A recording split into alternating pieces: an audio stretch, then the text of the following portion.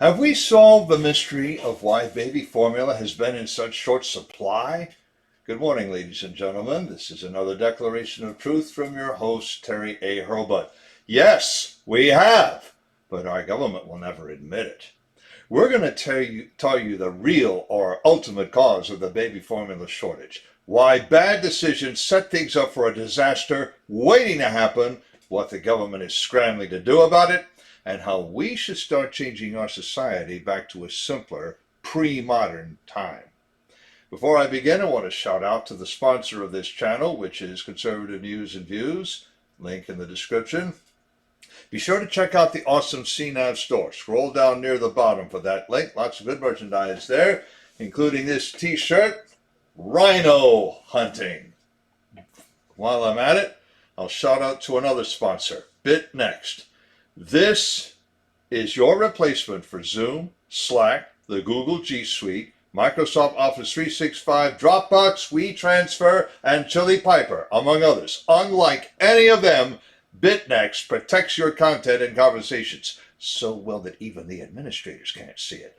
So this is your channel for secure comms, conferencing, cloud storage, and file sharing. Best of all, everything is back-end, so you don't even need client software. If you have a browser, you can use BitNext. Follow the link and give them a try.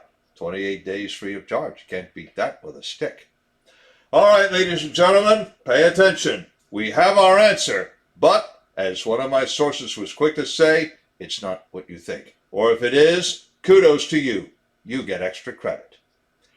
In blunt fact, the government laid the foundation for the baby formula crisis in the last century.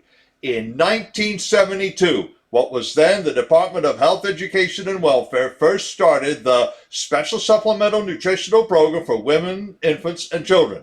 We know it by its acronym, WIC. I first learned about WIC in medical school during a core clinical clerkship in ambulatory medicine. WIC works by enrolling young mothers and families with small children in various federal assistance programs. If you're already on one of the 3 federal doles, or you make less than 185% of the poverty line, and that's no mistake, you are eligible for WIC. Doctors then screen you for certain kinds of disease risk and diet risk. If you screen positive for one of those risks, you're in. Among other things, WIC publishes a list of approved foods you can buy with their vouchers. The problem is, WIC selected 2 manufacturers of baby formula to get on the list. They are Abbott Laboratories, makers of the Similac family, and Mead Johnson, makers of formulas with names like Enfamil and Prosobi. Mead Johnson is no longer a separate company. Another firm named Reckitt Benckiser owns it now. But the Mead Johnson name and its brands are still active. Between them, Abbott and Mead Johnson have 90% of the WIC market. They are literally the Coke and Pepsi of baby formula. Obviously, this baby formula house of cards had 2 joists, Abbott and Mead Johnson. And in February, the Abbott joist failed and the house of cards imploded.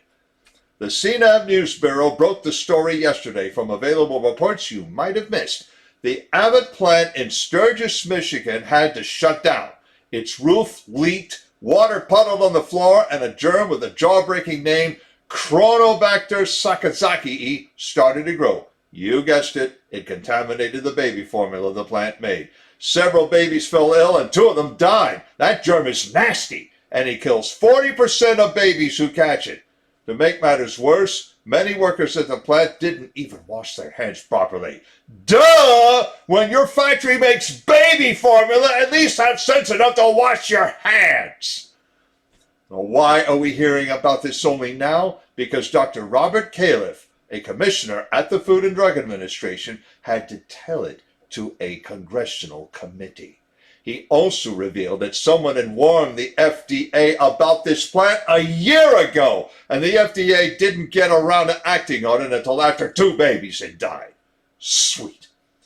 The head of Abbott has already owned up to this. In a public statement, he said, and I quote, "To all of the families who depend on us for a reliable supply of formula, we let you down," unquote. And of course, he said he was deeply sorry. Well, sorry doesn't cut it. But let's not lay all the blame on Abbott. If WIC didn't exist, or at least if WIC never gave an exclusive contract to Abbott and Mead Johnson, we wouldn't be at this pass today.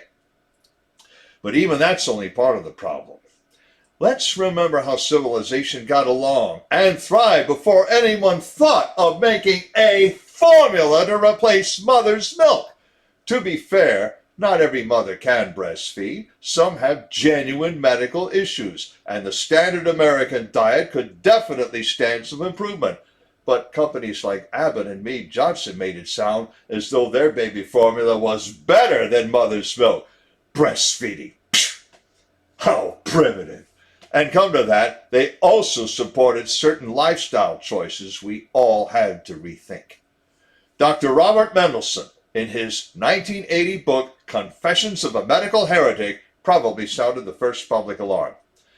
He tried to encourage young mothers everywhere to ditch the baby formula, eat right, and breastfeed. But of course, the worthies who run WIC never thought of that.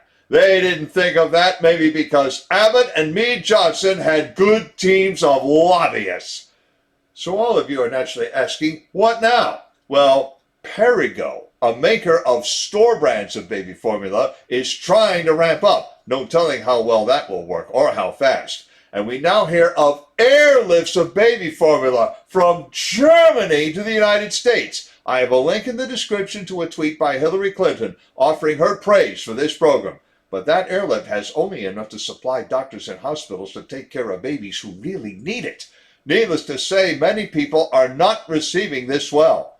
I have links in the description to 7 tweets telling what's wrong with it. Some of them sound this theme. The government, after breaking your legs, now sells you a pair of crutches. At least one wag points out that we never had this baby formula shortage under Trump, nor Obama, nor either of the Bushes, nor Clinton, nor Reagan.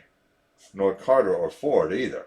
But I come back to what I said before. It was under Nixon that we put in place a program that set these 2 companies up as the pillars of the House of Cards. If you want to blame anybody for this, blame Nixon. And maybe Representative Carl Albert, who was Speaker of the House in those days. Biden kicked out the prop, but Nixon made the country rely on those props. Separately, the FDA eased some import regulations, so now retailers can import baby formula from the United Kingdom. So you'll see some British formula names on store shelves, maybe this June.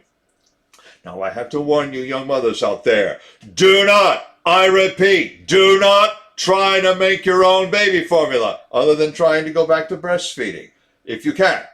Many recipes for improvised baby formula have gone viral on social media, and I cannot recommend any of them. They simply do not provide enough nutrition. Children are not little adults. I heard that straight from a pediatric surgeon in medical school, and it still goes.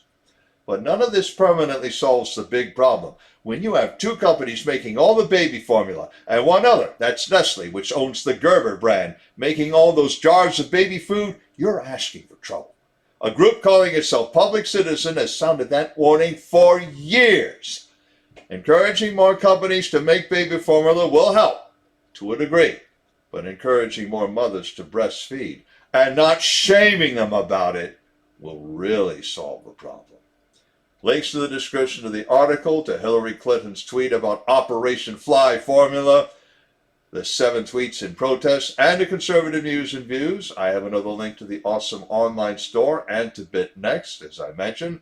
And if you like what you've heard, you can like this video and subscribe to this channel.